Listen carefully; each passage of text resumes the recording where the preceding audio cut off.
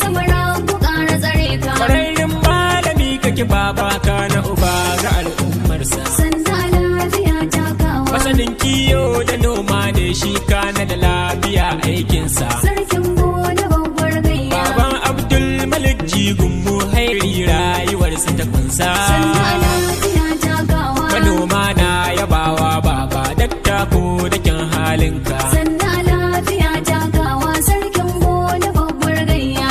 Da ta alhaji Abdullahi bankanu mutum na mutane baba alo da ba masa adne mai samara ku ƙara tsare ka. Sarkin noma mai kishi ne mai tausayi wurin jama'a ne. Sanda lafiya takawa. Shi yasa yayi fice a mutane sarkin noma tauraro ne. Sarkin gona babbar gayya.